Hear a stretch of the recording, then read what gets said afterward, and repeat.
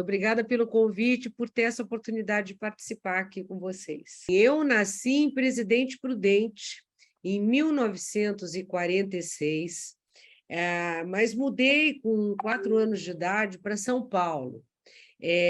Minha mãe era mineira, meu pai tinha nascido lá no interior de São Paulo, em Bebedouro, mas os meus avós eram muito assim misturados, né? Meu avô paterno era baiano, casado com uma italiana, e a minha avó materna era mineira, casado com um avô alagoano. Então, era uma mistura de Bahia, Alagoas, Minas e a Itália, né? E é isso. E daí fui para São Paulo com 4 anos de idade e, e fiquei em São Paulo até casar. Casei com 19 anos e morei em São Paulo até o meu casamento. Depois que eu casei, nunca mais morei em São Paulo. Eu tinha 3 irmãos. O mais novo, que morreu bem cedo, ele morreu com 23 anos. Um outro, eu sou a mais velha, né? A única mulher, e tinha 3 irmãos homens. O mais novo morreu jovem. Depois, há 2 anos, eu perdi um outro irmão com um problema de saúde, Parkinson e tal, e agora eu só tenho um irmão vivo, né, que mora em São Paulo, meu irmão Reinaldo Guimarães. Eu entrei no colégio, primeiro, quando eu mudei para São Paulo, com 4 para 5 anos de idade, eu ainda não estava na escola, e depois, com 6 anos de idade, minha mãe já me matriculou no Colégio Sacré-Cœur de Marly, que era um colégio francês de freira, onde minha mãe também tinha estudado. Minha mãe, inclusive, era ex-aluna, depois ela se tornou presidente da Associação de Antigas Alunas, ela era muito religiosa, muito católica. E eu estudei no Sacré-Cœur desde a pré-escola até o clássico, né? Eu nunca estudei em outra escola, eu só estudei nessa escola, no Colégio Sacré-Cœur de Marly. E os meus irmãos foram estudar num colégio de padre, né? No Colégio São Luís, dos padres jesuítas. Os 3 foram estudar lá, no Colégio São Luís. Eu nas freiras e ele nos padres. Era uma escola muito bonita, lá em São Paulo, na Avenida 9 de Julho, um colégio enorme, com um espaço físico muito bom, né? Desde o 2º ano primário, eu já tinha aula de francês, depois aula de inglês no ginásio, né? No clássico, eu tive aula de filosofia, sociologia, literatura francesa, literatura brasileira, literatura portuguesa. E as freiras, elas eram muito preparadas em geral, né? Eu me lembro muito de uma em particular, da Mer Letícia, que era professora de língua portuguesa. Ela era uma pessoa muito criativa, muito curiosa, e nos levava assim para o cinema para fazer pesquisa, né? Eu lembro quando saiu o filme Morangos Silvestres, eu fui junto com a minha professora, com as minhas colegas, fomos todas lá para o Cine Biju, no centro da cidade de São Paulo, que era um cinema cultural, para assistir o Morangos Silvestres, para fazer uma pesquisa sobre o cinema, sobre o Ingmar Bergman, e depois fizemos muitas coisas sobre o cinema francês, né, sobre a Nouvelle Vague. Então, eram freiras, digamos assim, muito avançadas para a época, muito modernas. Eu tive também uma ótima professora de latim, Mer Trindade, que era também, tinha doutorado na França, na Universidade de Sorbonne, era muito preparada. Enfim, eu tive excelentes professoras freiras e excelentes professores que eram leigos, né? Então, a minha vida na escola foi muito boa. Agora, como eu terminei o clássico, imediatamente casei e fui embora de São Paulo, eu perdi o contato com as minhas colegas. Perdi o contato com quase todos. Eu tenho contato com uma colega que mora aqui em Campinas e que é artista plástica, e tenho muito contato, sou muito amiga com uma que era mais velha do que eu, mas que foi minha colega do Sacré-Cœur a vida inteira, a Gilda Portugal Gouveia, e, no fim, acabei trabalhando com ela no governo Fernando Henrique e acabei sendo colega dela na Unicamp. Ela era professora da Unicamp, quando eu prestei concurso para a Unicamp, ela estava lá. Com relação aos meus irmãos, eu sempre fui muito boa aluna, né? Sempre fui assim, ótima aluna, com boas notas. Meu problema era falar demais. Então, era comum eu ficar na escola escrevendo linhas, né? Não vou mais falar tanto, prometo me comportar, porque eu falava muito, atrapalhava o ambiente e isso irritava um pouco as freiras, porque é, eu falava muito e tinha boas notas, né? E elas diziam que para ser boa aluna era importante ser disciplinada, e eu não era disciplinada, literalmente, né? Então, isso causava uma certa dificuldade. E eu gostava muito das festas da escola, porque tinha festa francesa todo ano, eu dançava, participava do teatro, né? Eu adorava as festas do colégio. Então, assim, é isso. Meus irmãos lá não eram bons alunos, então eles me davam muito trabalho, porque virou e mexeu, eu tinha que ajudá-los no dever de casa, na lição de casa, porque eu era boa aluna, minha mãe pedia para eu ajudá-los, enfim. Foi assim. Eu tive uma vida muito boa na escola, eu acho que o fato de ter cursado uma só escola foi muito bom para mim, foi uma boa experiência, assim, eu tenho uma boa lembrança do primário, do ginásio, do clássico, tenho uma boa lembrança das minhas amigas daquela época. Meus irmãos estudaram em outras escolas também, eles não ficaram só no Colégio São Luís, porque como eles eram mais, enfim, tinham mais dificuldade, né? Eles foram mudando de escola. Um acabou indo para um colégio, outro para outro, né? Mas, enfim, então foi isso. Até o final do ginásio, eles estavam no Colégio São Luís, depois eles foram para outros colégios, mudaram muito de escola. O que eu mais gostava na escola era tudo ligado às ciências humanas. Eu adorava história, eu adorava literatura, adorava língua portuguesa, né? Gostava muito das aulas de francês, adorava as aulas de francês, adorava. Gostava mais até de francês do que de inglês, né? Depois disso, eu fui estudar também na cultura inglesa, na Aliança Francesa. A mamãe queria que eu, enfim, desenvolvesse bem a língua estrangeira, mas o que eu gostava mesmo era de história, de geografia, eu também gostava bastante, gostava muito de literatura, muito de língua portuguesa, e não gostava muito de matemática, não, nunca fui da matemática. Tanto é que eu fui fazer clássico numa época da Reforma, e no clássico só tinha ciências humanas. Eu não, no tempo que eu fiz o clássico, né, que foi de 1961, 62 e 63, né? Foi aí, em 64. No tempo que eu fui fazer o clássico, só tinha língua portuguesa, língua estrangeira, filosofia, sociologia, história, literatura, geografia, estética. Eu não tinha nem matemática, nem biologia, nem física no clássico, né? Era só humanidades.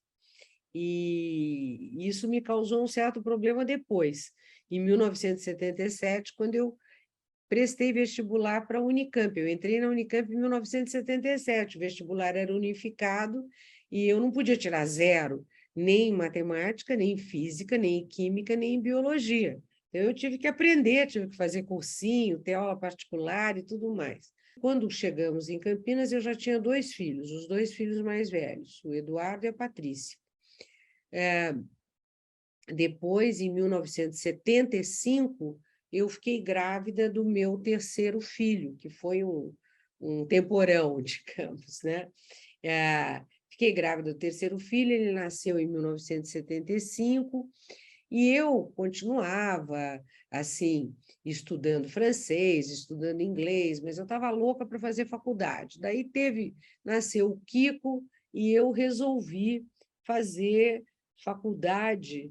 Em 1976, eu fiz cursinho, né? Porque eu falei, bom, para entrar na Unicamp, eu queria entrar na Unicamp, né? Para entrar na Unicamp, eu vou precisar aprender matemática, física, química e biologia. Bom, daí eu peguei aula particular, fiz cursinho e tal, prestei vestibular, entrei super bem no vestibular, tive a melhor nota de redação no vestibular, primeiro vestibular unificado da Unicamp, que foi em 1977, né? Então, tinha uma primeira prova, que era uma prova assim de conhecimentos gerais, e depois tinha uma segunda prova específica. A primeira prova, teste de múltipla escolha, a segunda etapa já dissertativa. Entrei na faculdade, fui muito bem na faculdade, quer dizer, eu entrei na Unicamp numa época em que mulher casada não ia para a universidade, né? Isso foi depois. 1977, quando eu entrei, era um ano complicado, e era um ano ainda da ditadura, do regime militar, né? Eu entrei em ciências sociais, eu lembro que meu pai nem sabia que eu estava fazendo ciências sociais, porque ele achava que era um ambiente assim muito ruim para uma pessoa no momento de ditadura, de crise, né? Crise política, a transição. O papai se preocupava muito naquela época, onde já se viu você ir para a faculdade em ciências sociais, um curso que só tem baderneiro, aquelas coisas. Mas, enfim, terminei a faculdade, sempre fui muito boa aluna na Faculdade de Ciências Sociais da Unicamp, sempre me vocacionei mais para a ciência política, tanto é que depois eu fiz mestrado em ciência política na Unicamp, prestei concurso, virei professora da Unicamp, e, finalmente, eu entrei também no doutorado da USP. No final, eu não terminei minha tese de doutorado na USP, embora eu tenha ingressado no final da década de 80, eu ingressei em 89, né? Mas daí, em 92, eu fui convidada para coordenar o programa de governo do candidato a prefeito de Campinas, do Magalhães Teixeira. E eu me empolguei muito com a vida pública e com a política, né? E acabei deixando, de alguma maneira, o trabalho acadêmico em segundo plano. Mas, assim, o meu tempo na Unicamp de 19... Eu ingressei na Unicamp em 1985, 1980, na verdade, 1983, né? Eu tinha terminado a faculdade, já estava no mestrado, daí eu fui convidada pela professora Maria Hermínia Tavares de Almeida, que era minha orientadora de mestrado, fui convidada por ela para trabalhar com ela no Núcleo de Políticas Públicas da Unicamp. E eu comecei a trabalhar. E, em 1983, ainda, assim, durante o mestrado, né? Comecei a trabalhar com ela que me incentivou muito a prestar o concurso, a ser professora da Unicamp. Daí eu prestei em 84, entrei, em 85 eu já era professora da Unicamp, mas já estava como pesquisadora do Núcleo de Políticas Públicas, e daí virei diretora adjunta do Núcleo de Políticas Públicas da Unicamp, coordenei várias pesquisas, várias publicações, adorei essa área de avaliação de políticas públicas. Então, assim, foi uma experiência muito importante para a minha vida futura pública, né? O meu trabalho como pesquisadora e professora da Unicamp, principalmente na área que eu escolhi a parte de teoria de Estado, Estado de bem-estar social, avaliação de políticas públicas, né? A minha dissertação de mestrado foi sobre política social durante o regime militar, né? Depois entrei no doutorado com uma proposta de tese de doutorado de comparação entre a descentralização da educação e da política de saúde. Então, meu foco sempre foi a área pública, política pública, né? Era o que eu mais gostava. E aí entrei para a vida pública, acabei entrando, né? Quando me tornei coordenadora do programa de governo do Magalhães Teixeira, do Grama, que foi prefeito aqui, que era uma figura extraordinária. Ele me convidou para ser secretária de Educação, eu virei secretária municipal de Educação em 1993, em seguida presidente da Undime Nacional, né? Depois, fiquei 2 anos, então, como secretária e presidente da Undime de São Paulo e depois da Undime Nacional. Em 1995, aí o Paulo Renato me convidou para trabalhar, aliás, primeiro o Vilmar Faria, que era um professor com quem eu trabalhava muito na Unicamp. Eu fiz várias pesquisas com o Vilmar Faria, que já faleceu há bastante tempo, né? E o Vilmar me convidou para trabalhar, colaborar no programa de governo do Fernando Henrique. O Paulo Renato eu já conhecia da Unicamp, mas ele tinha ido embora para os Estados Unidos. Daí eu comecei a participar do programa de governo do Fernando Henrique, e quando foi em dezembro de 95, fui convidada pelo Paulo Renato para trabalhar com ele no Ministério da Educação. E eu fui, falei, olha, eu vou por 6 meses, vou para ajudar, porque não dá, eu tenho marido, tenho 3 filhos, né? Meus filhos, assim, meu filho mais velho já estava morando em São Paulo, já estava na faculdade, a Patrícia tinha casado, tinha 2 filhos já em 1995, quando eu fui para Brasília, mas o Kiko ainda estava na faculdade, mas não tinha terminado a faculdade, nada, ele estava com 20 anos, né? Então, eu fui para Brasília, eles já estavam grandes e tudo, mas tinha o meu marido, eu não queria deixar, né? E aí, acabei ficando 8 anos. Olha só, primeiro, tem uma coisa, eu não sei se você conhece o livro do programa de governo do Fernando Henrique, Mãos à Obra. Vale a pena, porque se a gente olha o livro do primeiro governo, 95 até 98, e depois do segundo governo, você verá que o capítulo da educação foi integralmente cumprido. Havia um plano. No programa de governo de educação, nós tínhamos a coordenação de educação era da Ruth Cardoso, tá? Mas trabalhávamos eu, a Bia Cardoso, filha do Fernando Henrique, a Yara Prado, que trabalhou também com Paulo Renato, a Gilda Portugal Gouveia, que eu já mencionei, né? A Eunice Durran, que morreu há poucos dias, ela teve um papel muito importante, né? E nós nos debruçamos sobre o programa de governo e conseguimos fazer um capítulo com um bom diagnóstico, com propostas muito claras. Entre as propostas, a principal era a questão da universalização do acesso ao ensino fundamental, o que foi garantido por meio do Fundef, né? Eu lembro que em 95, quando nós entramos, 25% das crianças mais vulneráveis e mais pobres estavam fora da escola, né? Crianças de 6 a 14 anos. Né? Era um enorme contingente. Né? Nós tínhamos apenas 89% de cobertura, e aqueles que estavam fora da escola eram exatamente os que mais precisam, né? De apoio, de escola pública e tudo mais.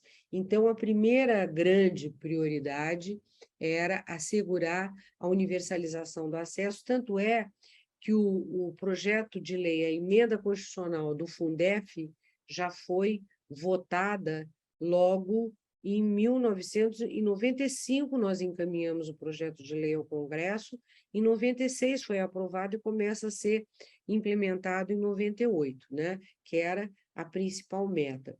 A segunda grande meta era garantir a qualidade e a equidade. E para garantir a qualidade e a equidade, já estava no nosso plano de ação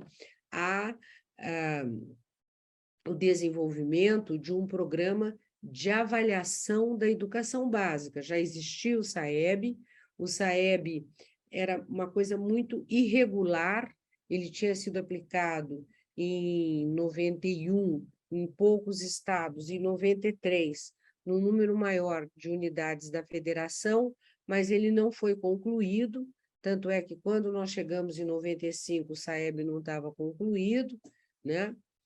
E a outra grande, digamos, o outro grande desejo do Paulo Renato era implantar um sistema parecido com o SAT americano, com o SAT, né? E daí veio o Enem a partir de 1998.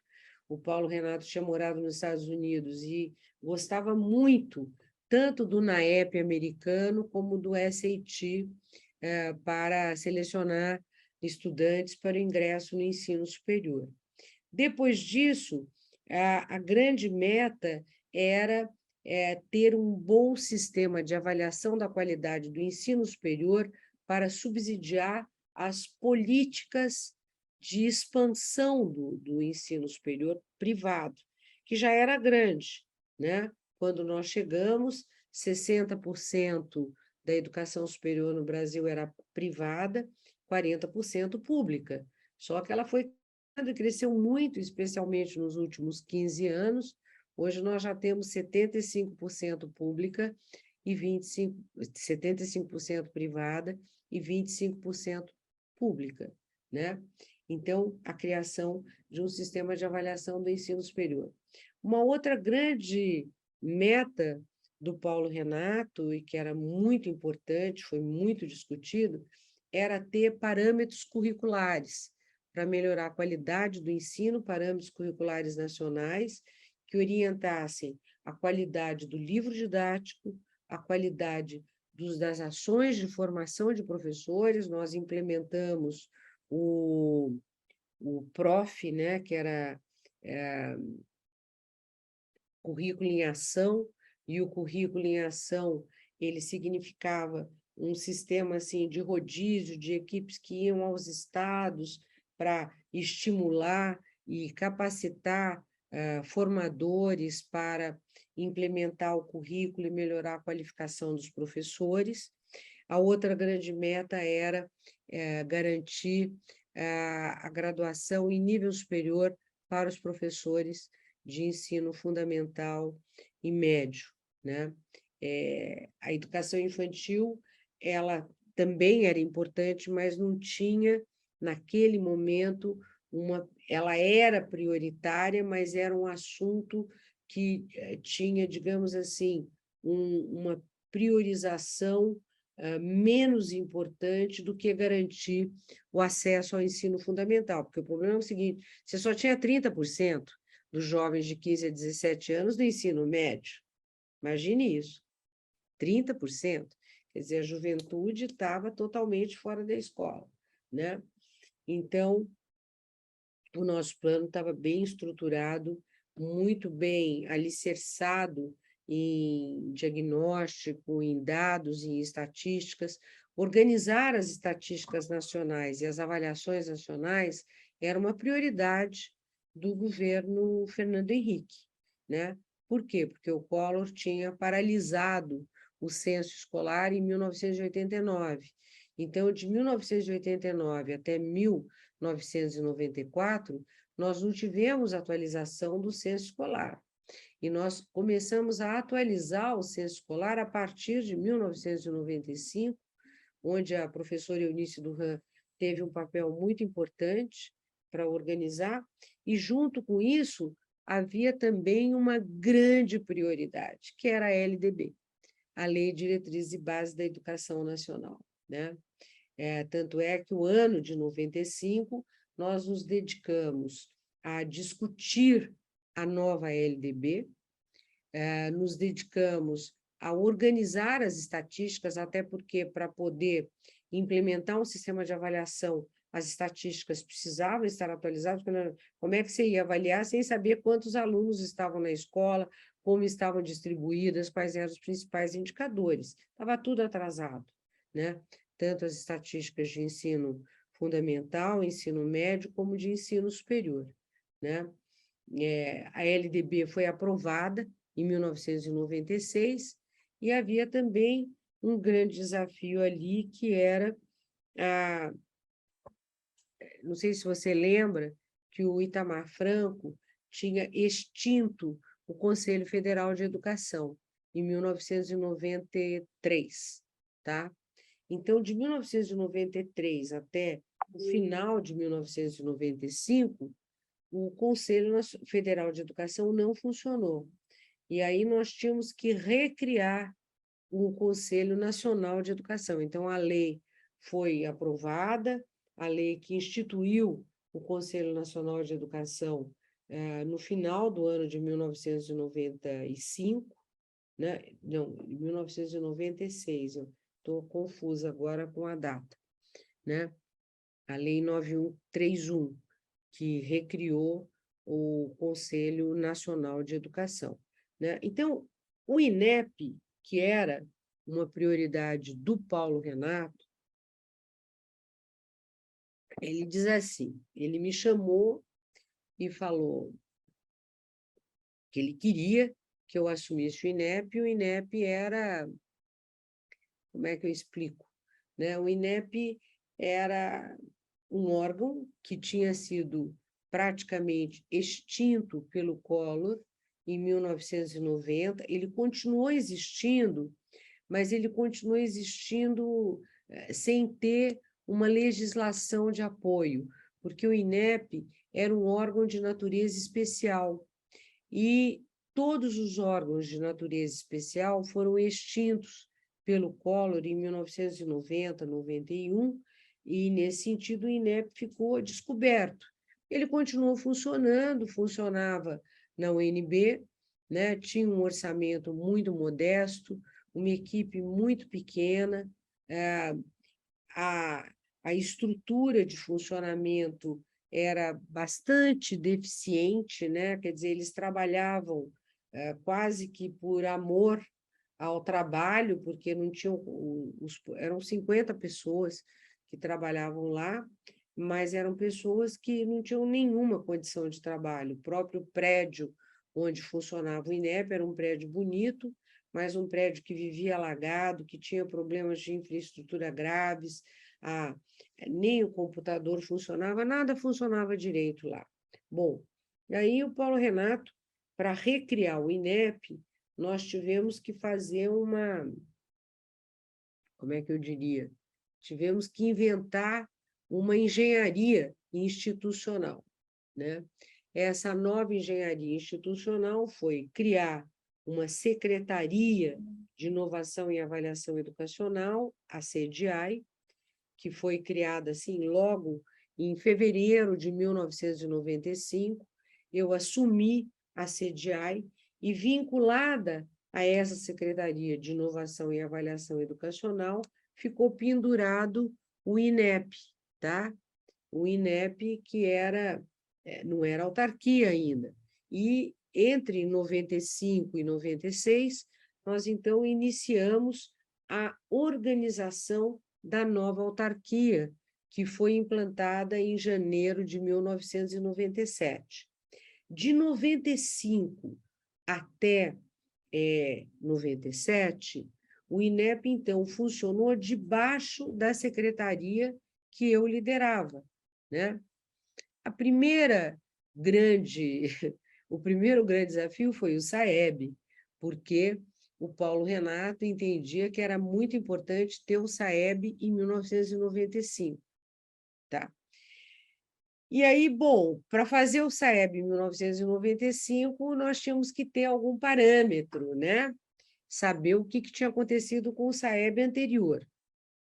Daí nós chamamos 2 especialistas, um especialista do ITS, Educational Testing Service, e outro especialista do ACT, American College of Testing, né?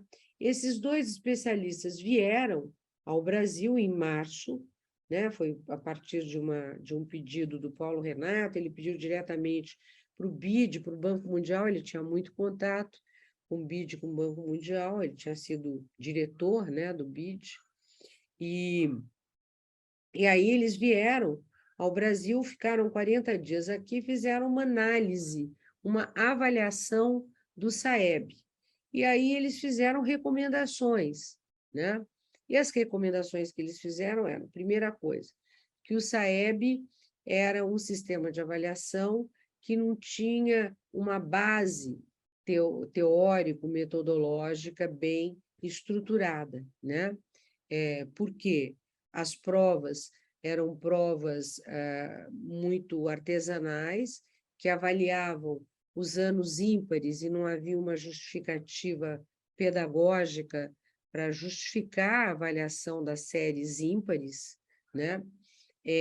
Além disso, ele alternava disciplinas, ele avaliava língua portuguesa, matemática, história, geografia, ciências, mas não tinha uma estrutura de funcionamento assim, bem feita. O SAEB de 91, ele foi muito precário, né? Por quê? Porque a amostra era uma amostra que não representava o universo das escolas brasileiras. O SAEB de 93 teve uma amostra também insuficiente. Por quê? Porque o censo escolar estava desatualizado. Então, a amostra, embora ela tenha sido feita por técnicos competentes, né, era uma amostra que não retratava a realidade do sistema público devido ao atraso das estatísticas educacionais. Com isso, né, eles indicavam que era importante uma amostra representativa das escolas públicas e particulares, uma amostra que fosse representativa das capitais e do interior, das escolas rurais e urbanas, e que as escolas particulares também integrassem a nova amostra. Então, a amostra, a partir dessa orientação, ela foi inteiramente revista e refeita. A outra orientação é que o SAEB deveria adotar a teoria de resposta ao item para permitir a comparabilidade temporal ao longo dos anos e deveria se concentrar apenas em língua portuguesa e matemática, porque era impossível avaliar todos os componentes curriculares de todas as séries, como estava sendo feito, aquilo não servia para nada, né? Então, para que a gente tivesse resultados que pudessem subsidiar as políticas educacionais, nós precisávamos ter um novo desenho conceitual e metodológico, né? Com base nessas orientações, o Paulo Renato, então, decidiu que nós teríamos que fazer o SAEB já com a TRI e já com o novo desenho, naquele ano de 95. Eu falei, não sei como eu vou fazer, né? Nós estávamos já em abril, maio, como é que ia dar tempo, né? Daí eu chamei a Fundação Sesgran Rio e a Fundação Carlos Chagas, porque eram as únicas duas fundações no Brasil que já adotavam a teoria de resposta ao item, né? Então, eu lembro que na época veio o Serpa e a Bernadette Gatti, né? A Bernadette Gatti era diretora de avaliação da Fundação Carlos Chagas e o Serpa presidente da Fundação Sesgran Rio, né? Acho que o Rubem Klein também veio, não lembro, e depois eu tive várias reuniões com o Rubem Klein e com a Nilma, né? Mas aí nós fizemos lá uma reunião, conversamos com o Paulo Renato e decidimos, então, as duas entidades toparam fazer um consórcio, né? Sem licitação, e dava para justificar, porque nenhuma outra entidade adotava a TRI, né? Daí fizemos, o Serpa também topou, né? A Carlos Chagas não quis ser a presidente do consórcio, então a Sesgran Rio se tornou presidente do consórcio. Esse consórcio acabou ganhando as licitações futuras do SAEB, até que a Carlos Chagas, num determinado momento, eu não lembro quando foi, resolveu sair do SAEB, eles desistiram de participar dessas avaliações nacionais, nunca mais entraram, nem no SAEB, nem no Enem, né? Mas essa primeira avaliação, ela ainda foi feita a partir de um banco de itens da Sesgran Rio e da Carlos Chagas. E, em 96, nós desenvolvemos uma matriz de avaliação do SAEB, e, a partir daí, já uma matriz com base nos currículos existentes das unidades federadas e tudo mais, e, a partir daí, nós já estabelecemos regras muito mais compartilhadas com os estados, com os municípios, com o Conced, com o DIME e tudo mais. Então, o primeiro grande desafio foi fazer o SAEB em 1995, divulgar os resultados em novembro de 1996. E pela primeira vez nós tivemos o ensino médio participando do SAEB, porque anteriormente não tinha ensino médio, né? O ensino médio não entrava. Então, a divulgação dos resultados do SAEB foram muito assim divulgadas pela mídia, né? Muito discutidas, porque mostravam uma enorme desigualdade entre escola pública e escola particular, né? Mostravam também uma coisa que, na escola pública, quanto mais o aluno era reprovado, pior era o seu desempenho. Isso gerou uma política de combate à repetência a partir de 1996, a partir de 1997, né? Nós tivemos várias iniciativas, inclusive o Programa de Aceleração da Aprendizagem, que foi iniciado em 98, com base nos dados do SAEB, né? O outro grande desafio foi a atualização das estatísticas educacionais. Aí foi duro, porque a gente precisava atualizar o censo para poder implementar o Fundef, né? E o censo estava atrasado. E sem atualização do censo era impossível, né? E o maior desafio é que nós precisávamos coletar a informação no ano anterior e divulgá-la no mesmo ano para poder subsidiar a distribuição de recursos do Fundef. Então, isso foi uma loucura, né? Nós tivemos que informatizar todas as secretarias estaduais, nós tínhamos um grande...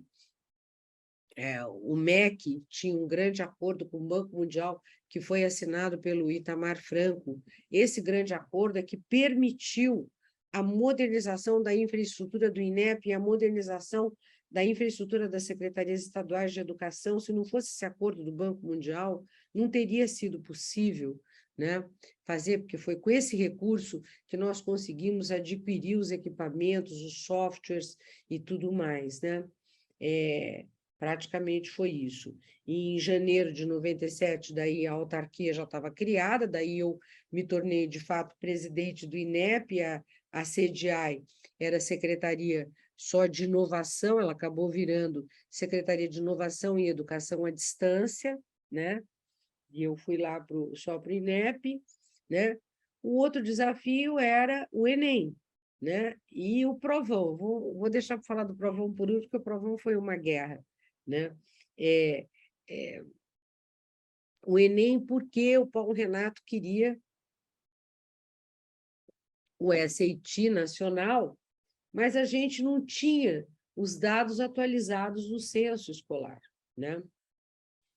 Então, não tinha como fazer, eu não sabia. Daí, quando foi no final de 1996, com a atualização do censo, né, nós nos surpreendemos, porque o ensino médio tinha crescido muito. Então, a gente trabalhava com dado do ensino médio de 1990 e tinha mudado completamente, né? Tinham ampliado muito o número de alunos que frequentavam ensino médio, matriculados no ensino médio.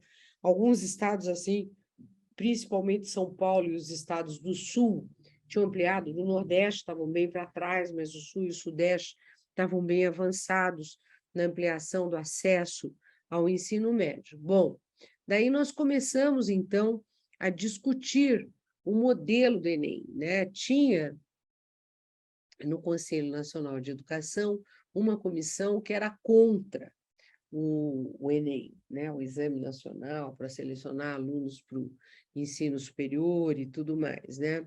Então, essa comissão, ela acabou escrevendo um relatório, né?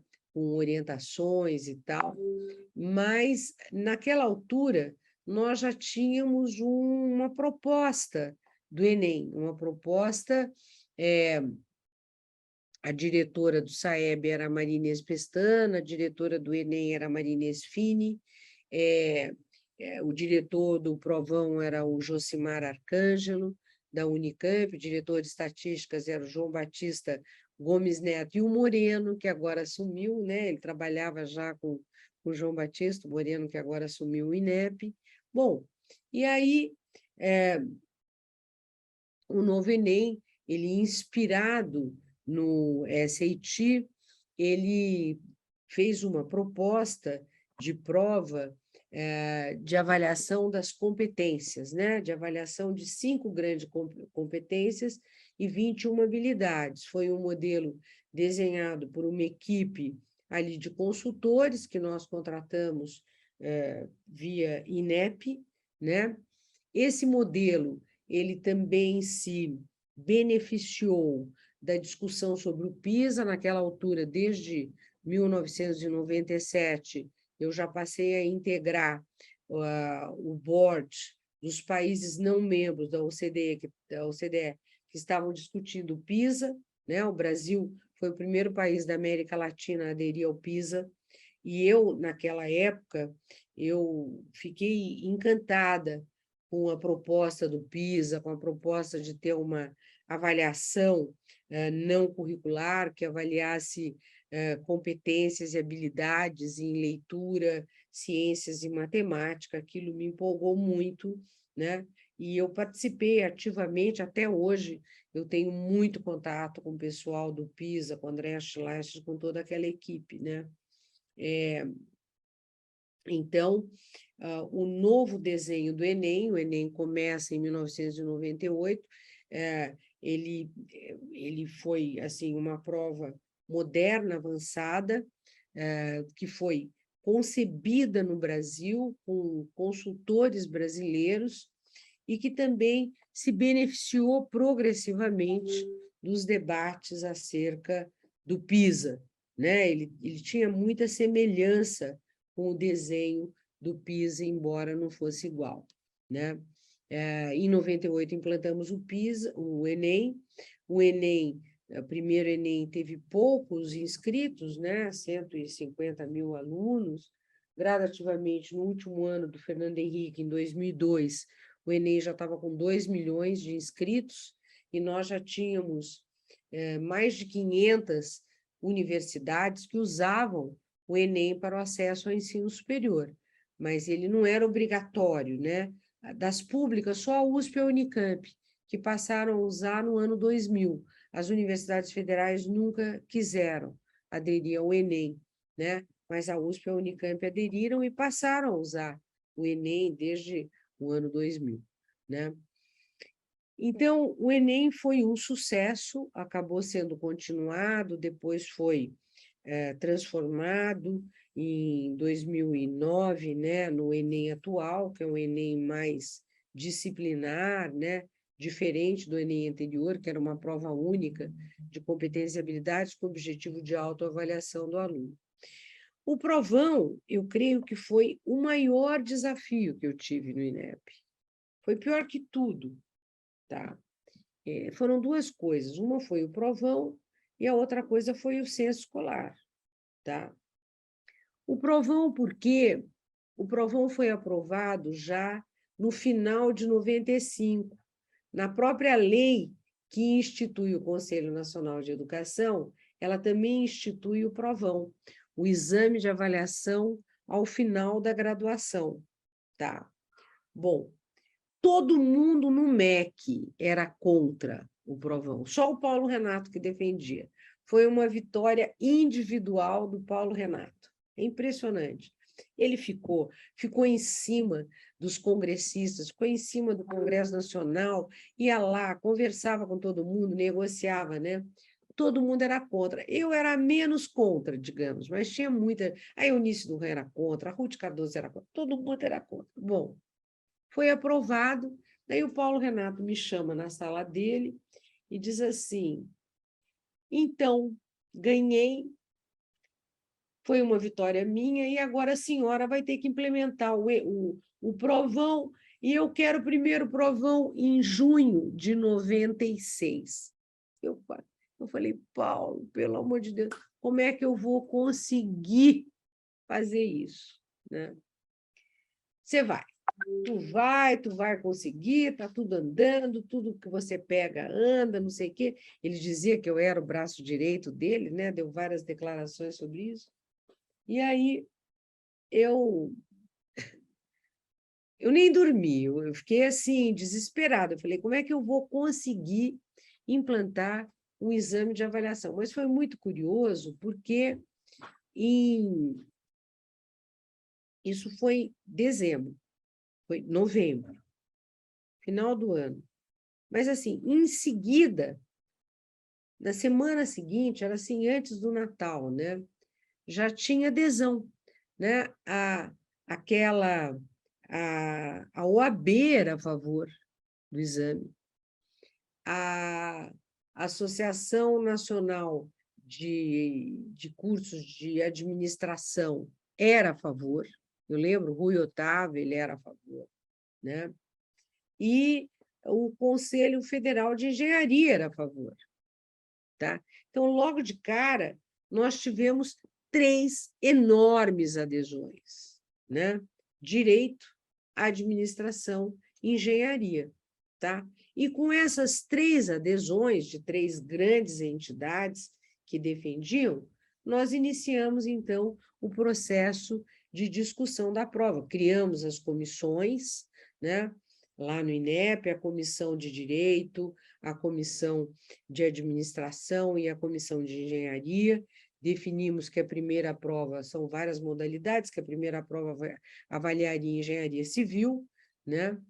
E implantamos o Enem, o provão, em junho de 1996. Olha, eu levava ovo na cara, tomate na cara. Onde eu chegava para falar do provão, eu era atacada, criticada, tinha aluno me jogando ovo. Olha, foi uma loucura. Eu tinha até medo de chegar no aeroporto, porque eu tinha medo que alguém me reconhecesse e me atacasse por causa do provão, entendeu? Bom, mas daí foi. O que foi engraçado é que o provão teve muito apoio e uma grande aprovação de toda a mídia, televisão, jornais, imprensa, tudo, né? E com isso, a resistência foi diminuindo, ficou decidido que nós faríamos 3 cursos por ano e cada curso avaliado seria reavaliado a cada 4 anos, né? Então, depois de administração, direito, engenharia civil, quando foi no ano seguinte, nós já tivemos outras adesões, que era o caso, eu lembro que daí veio engenharia, eu acho que foi engenharia química, não, foi engenharia química, depois nós tivemos adesão de um curso veterinária que quis a avaliação, enfim, depois teve administração pública que não tinha entrado, enfim, com isso a coisa foi andando. Eu lembro que no programa de governo do Serra, que eu fui coordenadora de educação do Fernando Henrique no segundo governo, fui coordenadora do programa de educação do Serra em 2002, depois do programa do Alckmin em 2006, depois do Serra de novo, enfim, eu me tornei uma grande coordenadora de programa de governo de educação. Agora não sou mais, não quero, Deus me livre, dá muito trabalho. Bom, aí o que aconteceu? Nós chegamos em 2002, eu como coordenadora do programa de governo do Serra, eu ia para os debates, representando o PSDB. Em todo debate que eu chegava, tinha uma enorme resistência do PT ao provão. Então, eles falavam, nós vamos acabar com todas as avaliações, e a primeira vai ser o provão. Não acabaram. O provão virou o ENAD, né? Está aí até hoje, né? Disseram que ia acabar com o Enem, não acabaram, ao contrário, transformaram o Enem num vestibular nacional, com adesão de todas as universidades e com o SISU, né? Disseram que iam acabar com o SAEB, não acabaram, ao contrário, transformaram o SAEB numa avaliação censitária, era uma avaliação amostral, ficou mais forte ainda.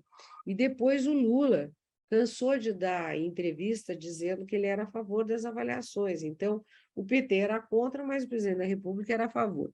Com isso, né, nós conseguimos consolidar o INEP, houve uma continuidade depois, eu acredito, no INEP, logo no início não, os primeiros presidentes do INEP queriam acabar com tudo, né? Eu lembro que quando o Lula foi eleito, o primeiro-ministro da Educação era o Cristóvão, e o primeiro presidente do INEP, acho que era Otaviano Helene, da USP.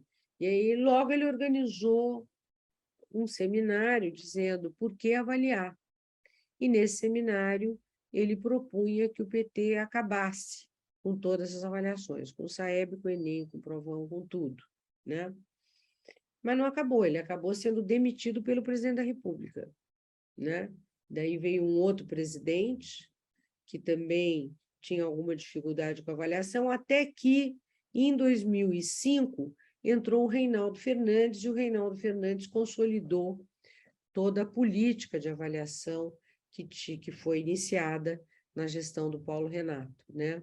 Mas o começo do governo Lula foi bem difícil, né? E assim, com várias tentativas de acabar com as avaliações nacionais, né? Mas depois não só consolidou, como ampliou, que eu acho isso curioso. Como a gente tinha que divulgar os dados no ano anterior, né, no final do ano, você divulga em dezembro, e aquele dado de matrícula que vai dizer quantos alunos serão financiados no ano seguinte, pelo Fundef. E aí, o que aconteceu foi que, quando nós divulgamos os dados em 97, mostrando, né, os dados de matrícula, os dados de reprovação, muitos estados do Nordeste, principalmente o Maranhão, a Bahia e o Piauí, se manifestaram contra os dados do INEP, dizendo que os dados eram mentirosos, né? Então, o Maranhão dizia, não, nós temos muito mais alunos que tem aí, a Bahia também. Daí os governadores do Maranhão e da Bahia entraram com recurso, pediram a recontagem de todos os alunos, né?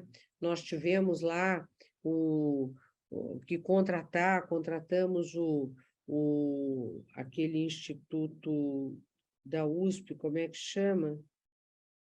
IPT, para fazer uma avaliação de controle de qualidade dos dados, porque os governadores diziam que estava tudo errado, que eles tinham que receber mais dinheiro do Fundef, tá?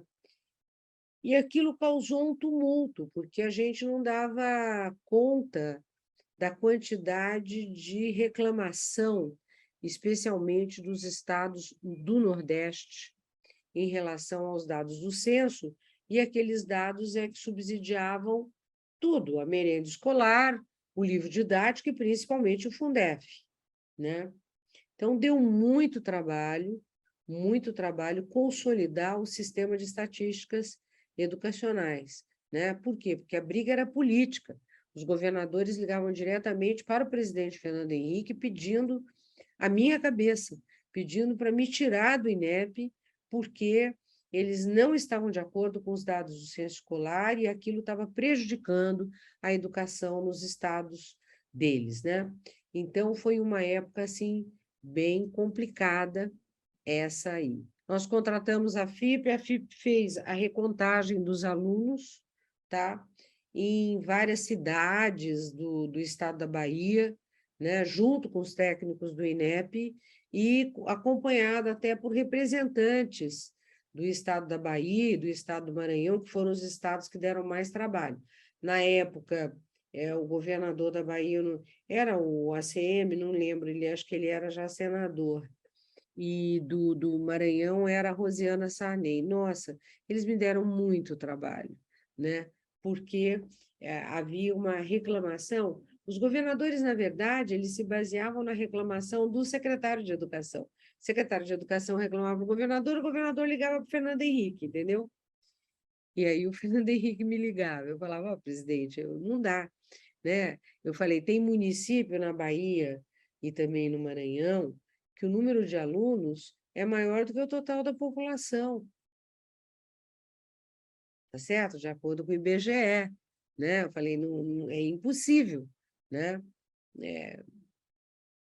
E as estatísticas educacionais, elas foram muito importantes, porque havia um grande desperdício de recursos. Por exemplo, a merenda escolar, ela tinha um levantamento próprio. A merenda escolar, em 1994, ela entendia que existiam no Brasil 42 milhões de alunos de ensino fundamental. Não tinha merenda para o ensino médio, só tinha para o ensino fundamental, depois é que foi ampliado, né? Daí nós fizemos o levantamento do ensino fundamental e verificamos que não eram 42 milhões de alunos na rede pública de ensino fundamental, que eram 37 milhões de alunos de ensino. Então, você tem aí um gasto que era feito para aluno que não existia. E livro didático, né? Mesma coisa. Comprava livro didático com base num número muito maior, os livros ficavam guardados, eram praticamente inutilizados, né?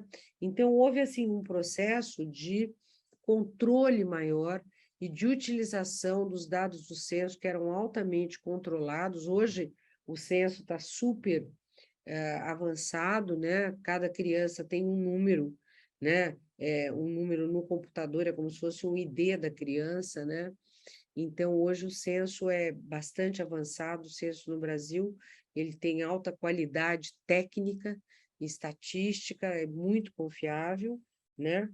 E o censo populacional é, digamos assim, uma referência de controle, porque eu preciso olhar os dados do censo, lógico que a pesquisa do censo ela é uma pesquisa domiciliar, censo populacional, e a pesquisa do censo escolar ela é uma pesquisa administrativa, né? Quem informa o número de alunos é o diretor da escola.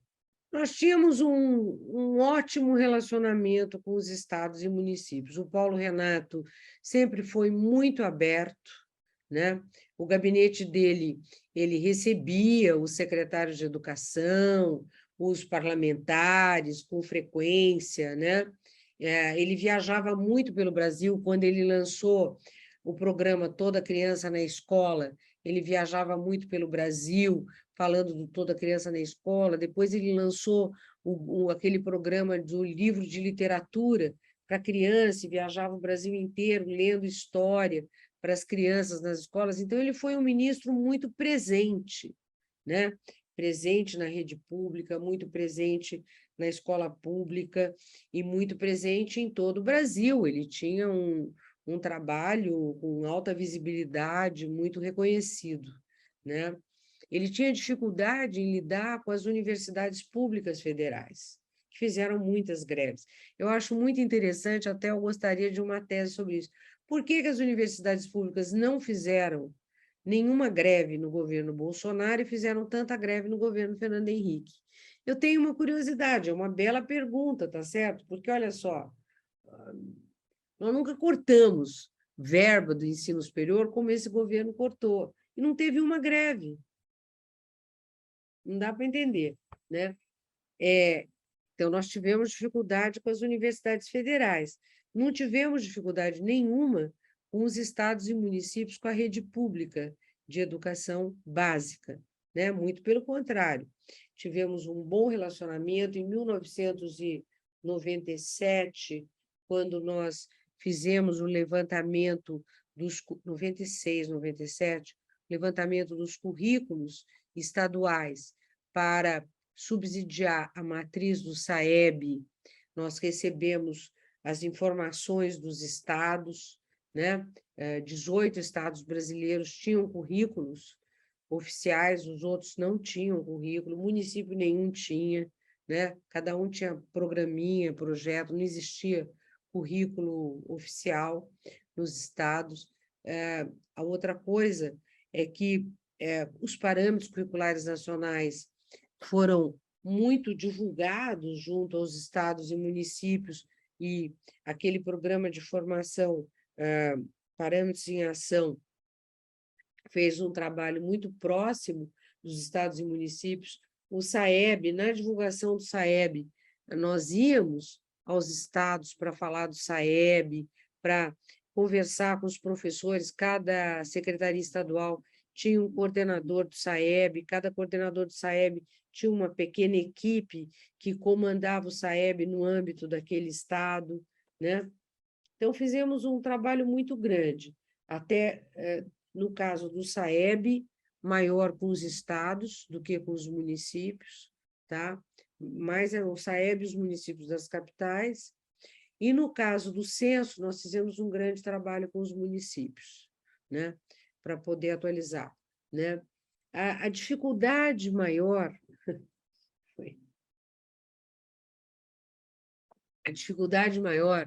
foi com a implementação do Fundef, porque muitos estados brasileiros governados pelo PSDB perderam dinheiro. É o caso, quer dizer, você tinha, assim, o estado do Ceará.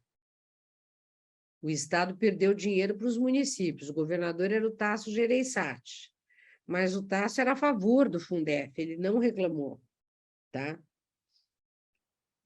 Mas ali criou-se ali uma polêmica em torno do assunto. Em seguida do Tasso veio o Ciro Gomes, daí o Ciro Gomes reclamou, né? Então, assim, a polêmica era: nós estamos perdendo dinheiro da educação para os municípios do meu estado. O Ceará reclamou.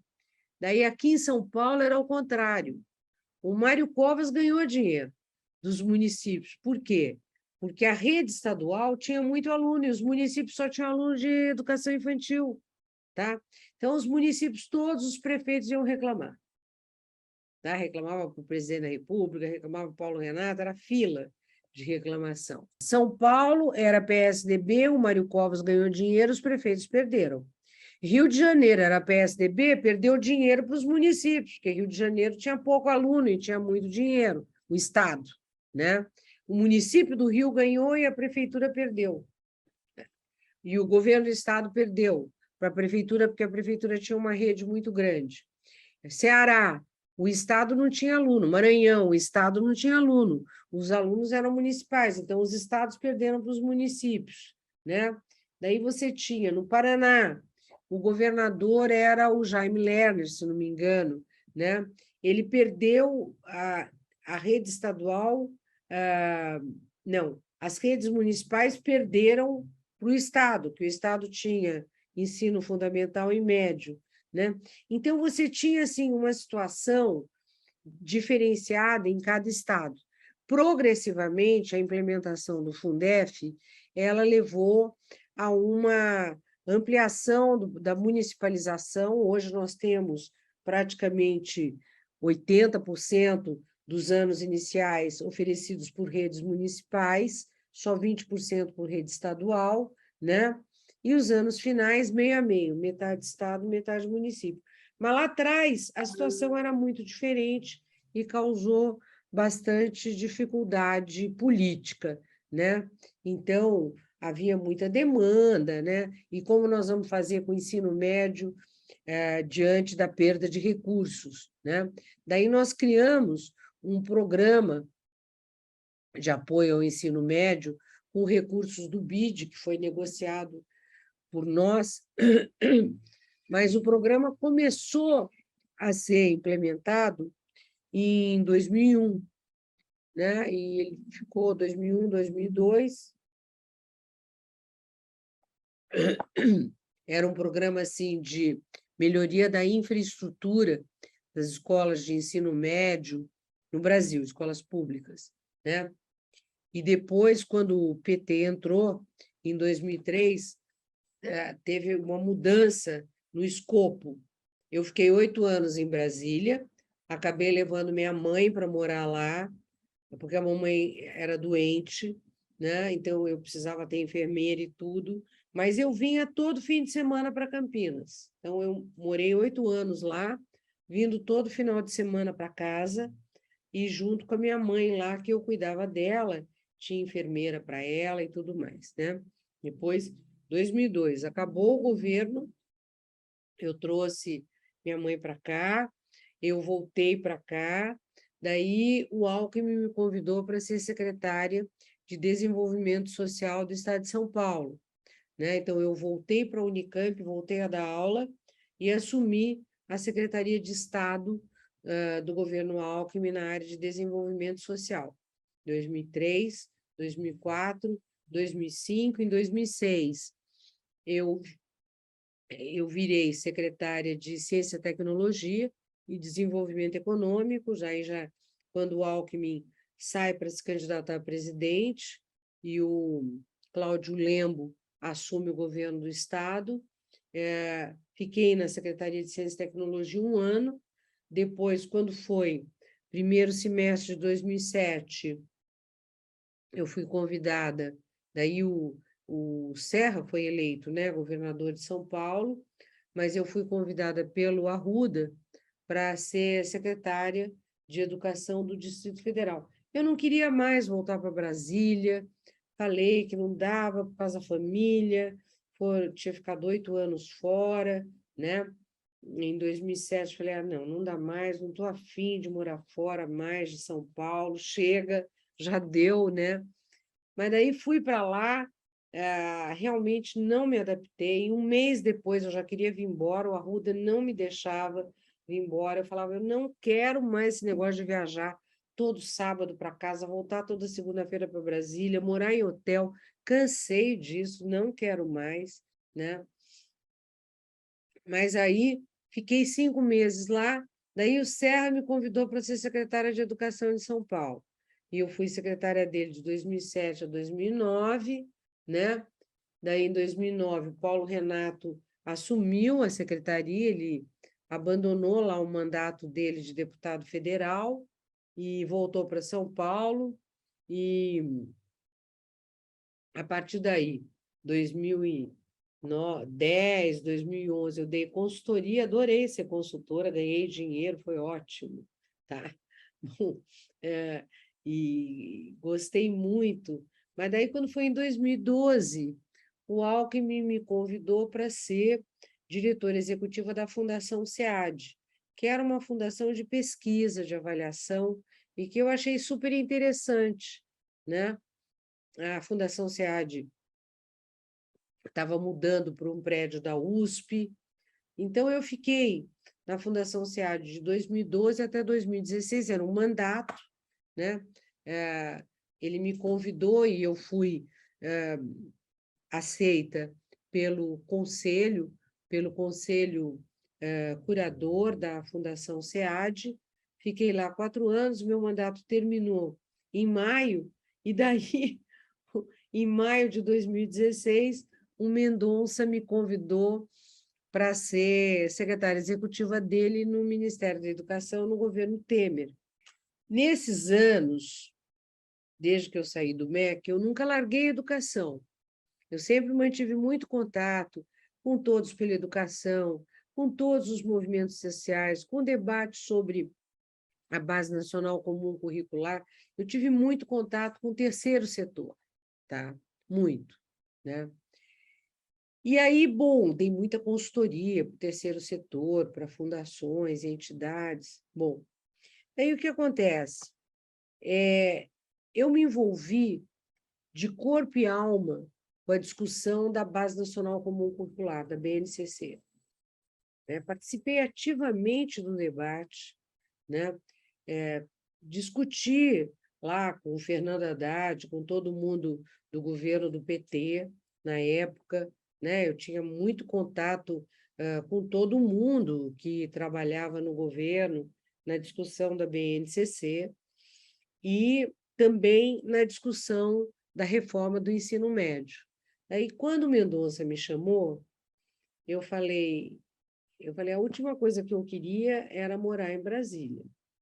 Agora, eu só aceito se você garantir que a BNCC e o novo ensino médio serão prioridades de governo. Ele falou, eu garanto. E assim foi. Logo, ele me nomeou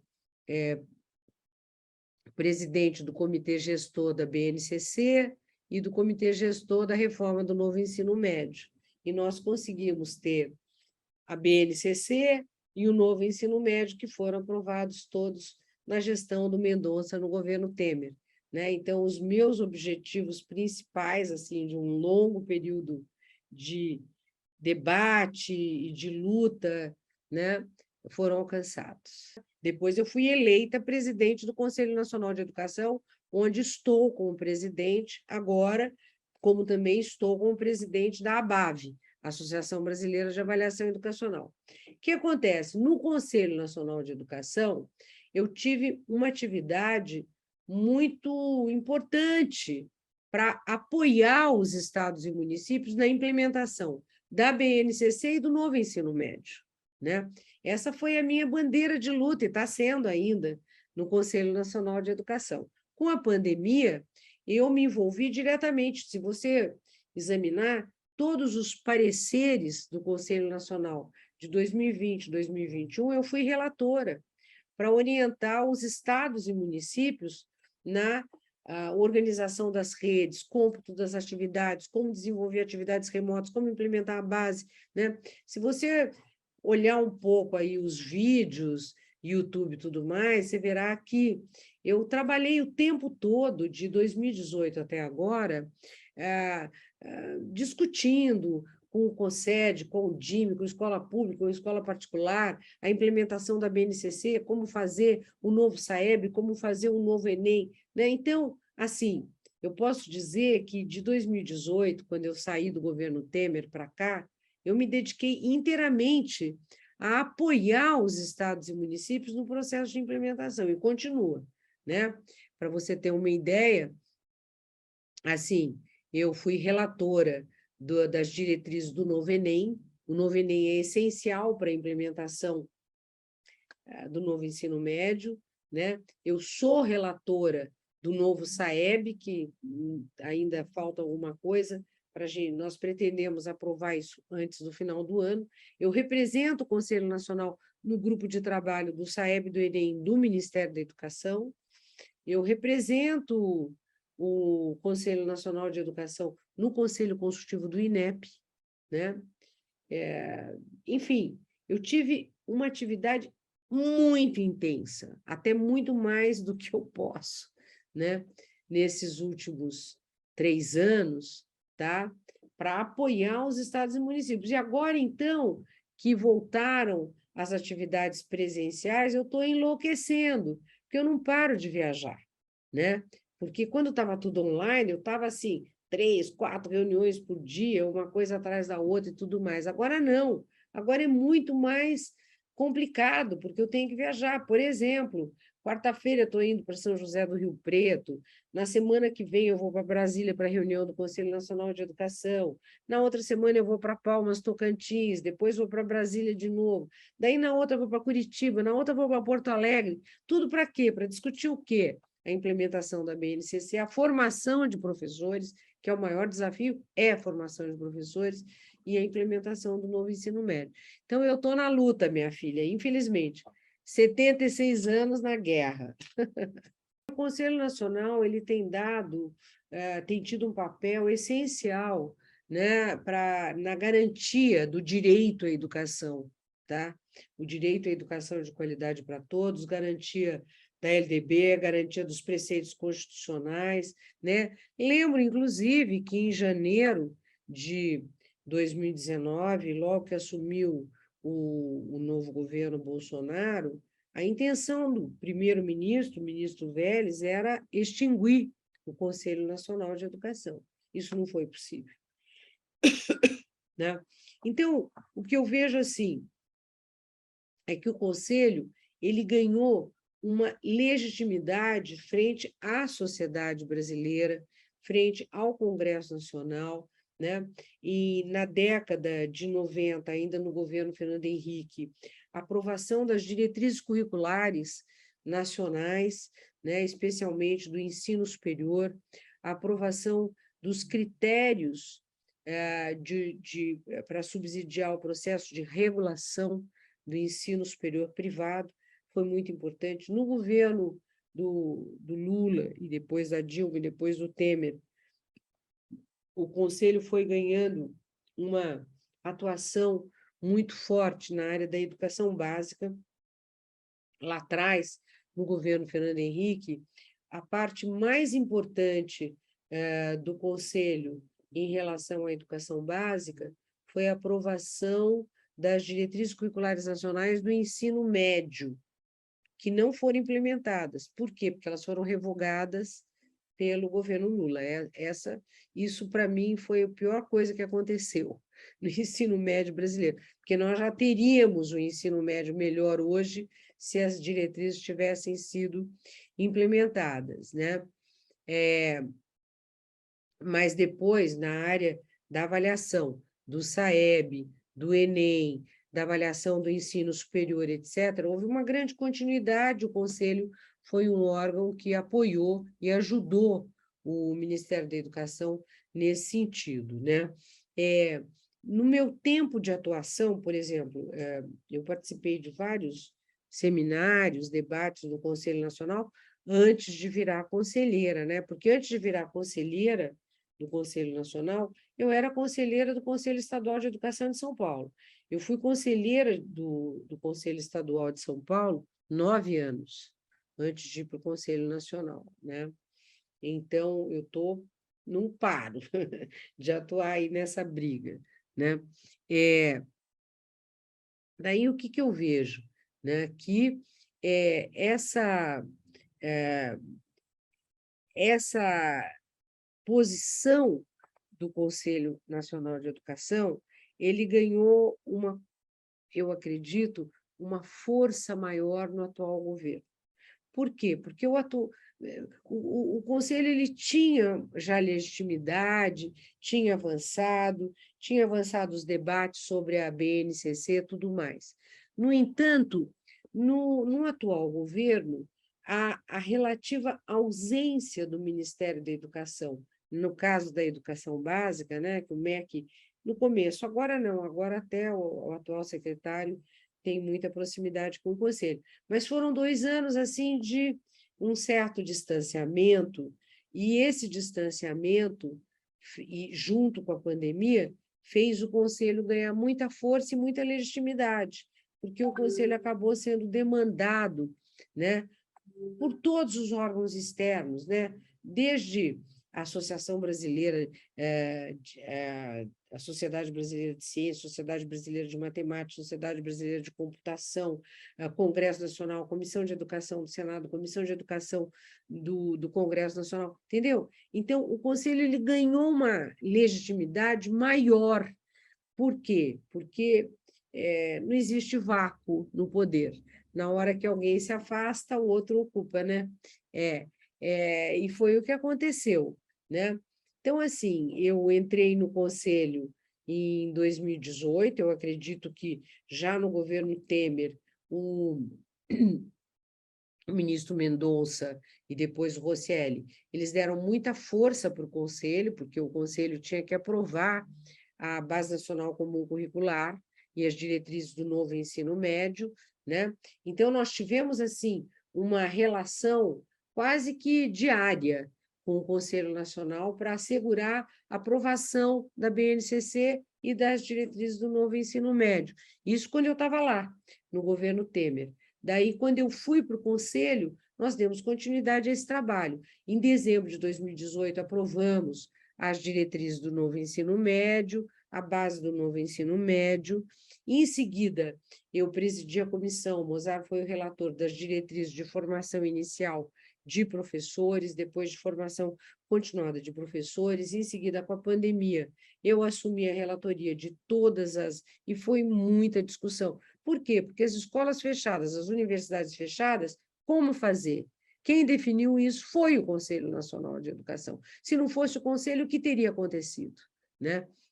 E há uma clareza e uma consciência da importância do Conselho pelos conselhos estaduais e municipais de educação e pelas secretarias estaduais, municipais e pelo setor privado. Quer dizer, eles passaram a valorizar mais ainda o Conselho, né? Então, hoje eu acho que o Conselho está numa posição de bastante legitimidade, de muita força, de muita visibilidade junto à sociedade brasileira, né? Nós estamos aí, acabamos de aprovar a educação híbrida, está lá para o ministro homologar. Acabamos de aprovar as diretrizes para o ensino de computação na educação básica, né? Estão lá, que é para complementar a BNCC.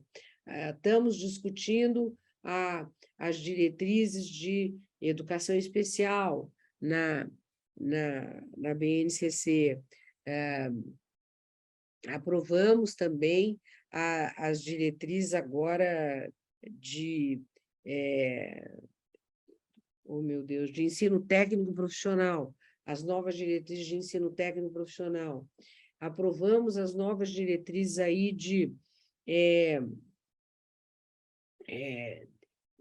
dos novos catálogos de curso técnico profissional, né?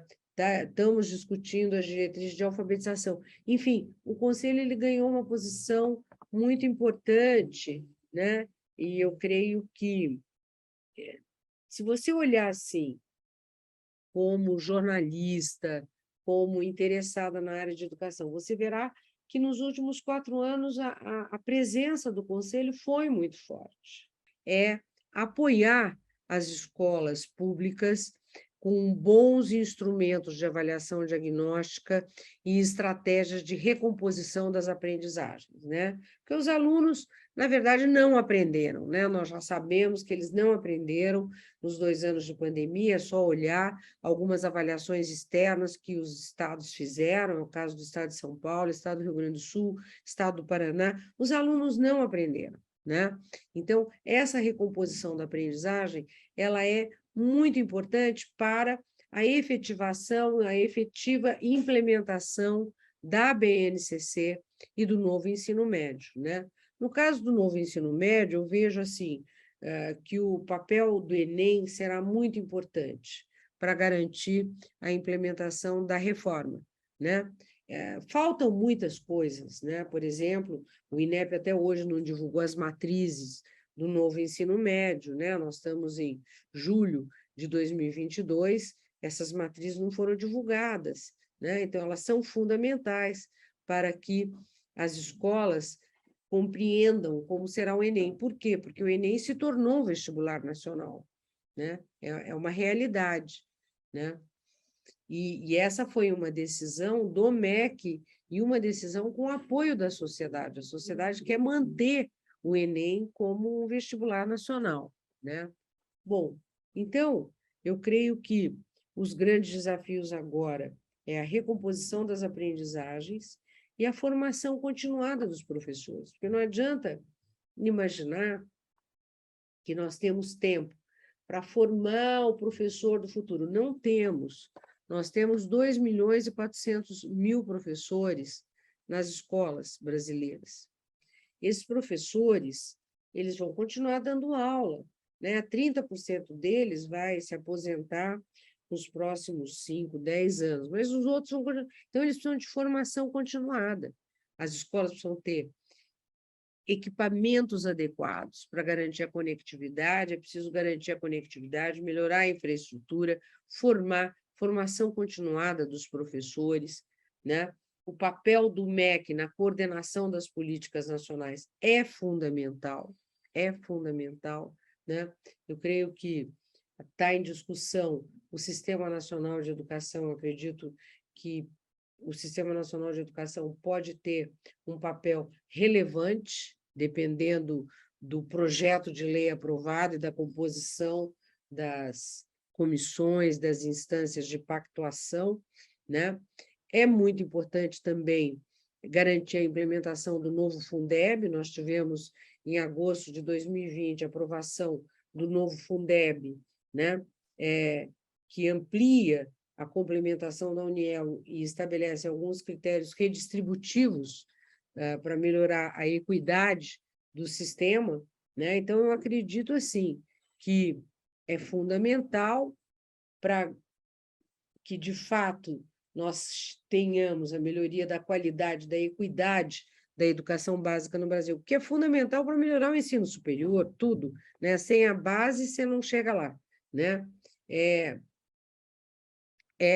uma prioridade máxima a formação inicial e continuada de professores, valorização da carreira, né? Infraestrutura das escolas para garantir a conectividade, apoio às escolas com bons instrumentos de diagnóstico para que elas possam fazer um reagrupamento dos alunos e uma recomposição das aprendizagens. E eu vi que saiu uma pesquisa recente do Itaú Social, dizendo que apenas 37% das escolas estão fazendo recomposição das aprendizagens. Saiu agora, no final de semana. Eu fiquei chocada, estarrecida, né? Eu não tenho a pesquisa, eu li a matéria no jornal O Globo, tá? Não tenho a pesquisa, mas fiquei muito impressionada, quero ler para entender melhor o que está acontecendo. 40% das escolas estão oferecendo apoio à saúde mental dos alunos e professores, e 37% recomposição das aprendizagens, de acordo com essa pesquisa, entendeu? Agora, é muito importante. A saúde mental, inclusive, é um problema mundial, né? Pelo que nós estamos acompanhando, a questão socioemocional, a saúde mental, o estresse dos alunos com a pandemia foi muito grande. Então, criar um ambiente de acolhimento, de acolhida a esses alunos, com um olhar assim muito sensível à situação de cada um, né? Com apoio das secretarias locais, municipais, né? Com apoio, inclusive, das secretarias respectivas de saúde e assistência social para apoiar as escolas nesse trabalho, né? De apoio a melhoria das condições de vida e de trabalho dos alunos e dos professores é muito importante, assim como a recomposição das aprendizagens para que o aluno continue aprendendo, porque se ele não recuperar o seu equilíbrio socioemocional, e se ele não recuperar a aprendizagem, ele não vai continuar aprendendo.